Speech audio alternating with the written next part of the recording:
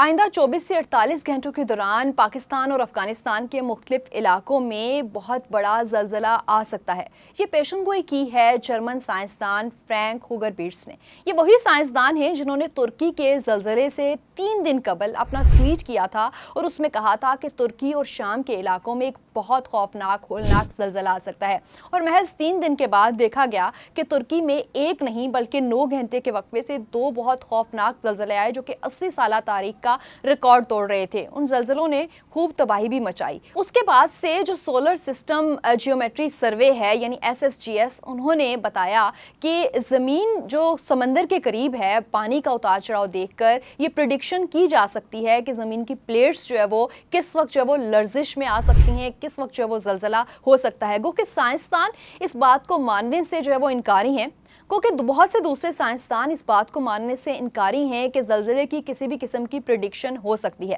لیکن یہ ادارہ یہ دعویٰ کرتا ہے کہ پانی کے اتار چڑھاؤ کو دیکھ کر زمین کی پلیٹس کی موومنٹ کو جو ہے وہ نوٹ کیا جا سکتا ہے۔ اور ابھی اسی ادارے یعنی SSGS نے پریڈکشن کی ہے کہ جو کوئٹہ کے علاقے میں، بلوچستان کے علاقے میں پاکستان کی فالٹ لائن ہے، چمن فالٹ لائن، وہاں پہ لرزش محسوس کی گئی ہے، اور اس فالٹ لائن میں لرزش کے بعد جو ہے وہ ایک بڑے لیول کا 48 گھنٹوں کے دوران جو ہے وہ زلزلہ ایکسپیکٹ کیا جا سکتا ہے۔ اس ادارے نے کہا ہے کہ یہ تو پیشگوئی نہیں کی جا سکتی کہ یہ زلزلہ کہاں ہوگا، کتنی شدت کا ہوگا، اس کا مرکز کیا ہوگا، لیکن ایک پریڈکشن ضرور کی جا سکتی ہے کیونکہ یہ فالٹ لائن جو ہے وہ موو کر رہی ہے، اس کی لرزش محسوس کر رہی ہے، تو اس بیس پہ وہ یہ پریڈکشن کر رہے ہیں۔ سائنسدان کہتے ہیں کہ ایسا ممکن نہیں ہے کہ کسی بھی قسم کے زلزلے کی مرکز، اس کا ریکٹر اسکیل پہ شدت یا پھر جو ہے وہ کوئی اور پریڈکشن کی جا سکے۔ فرینک ہوگر بیٹس کی 3 فروری کی جو ٹویٹ تھی اور اس کے بعد 3 دن کے بعد ترکی میں آنے والا زلزلہ جو ہے وہ اس پیشن گوئی کو کافی حد تک مستند مانتا ہے،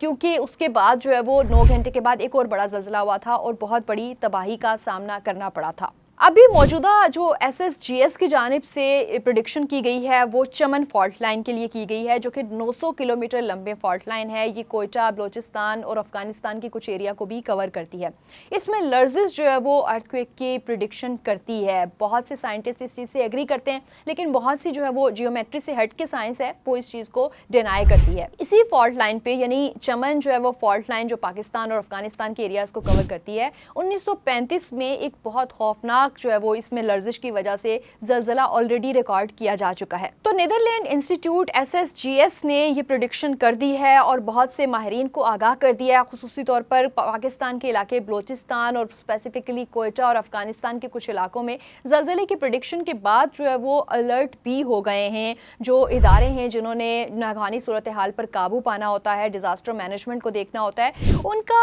یہ بہت سی جگہوں پہ موقف بھی سامنے آیا ہے کہ وہ لوگ پوری طرح سے تیار ہیں۔ جب ترکی میں زلزلہ آیا تھا تو یہ کہا جا رہا تھا کہ آلریڈی پریڈکشن موجود تھی، اگر اس بیس پہ بلڈنگز کو خالی کرا لیا جاتا، اور اس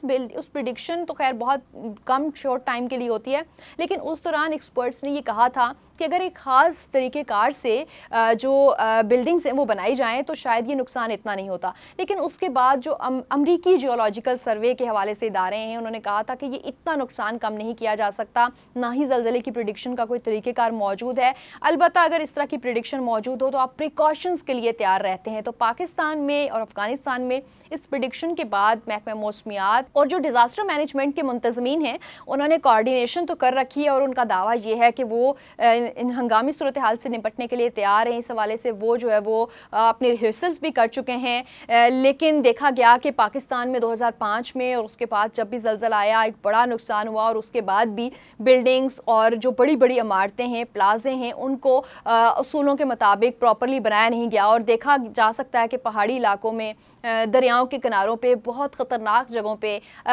جو سلوپی ایریاز ہوتے ہیں، وہاں پہ بھی باقاعدہ جو ہے وہ بلڈنگز موجود ہوتی ہیں، اور ایون بہت بڑے بڑے پلازاز موجود ہوتے ہیں۔ اور ہماری تو بہت زیادہ دعا ہے کہ اللہ تعالیٰ نہ کرے کہ ایسی کوئی جو ہے وہ ہنگامی صورتحال پاکستان میں جو ہے وہ آئے یا کسی بھی ملک میں آئے، لیکن اگر الرٹس جاری کیے گئے ہیں تو ہماری انتظامیہ کو تیار رہنا ہوگا، کیونکہ یہ الرٹس جو ہے وہ کسی نے اٹھ کے پریڈکٹ نہیں کر دیے۔ اس جرمن سائنسدان نے جو ہے وہ اس کو پریڈکٹ کیا ہے، اور اس ادارے نے پریڈکٹ کیا ہے جس کی بہت سی پریڈکشنز آلریڈی درست ثابت ہو چکی ہیں۔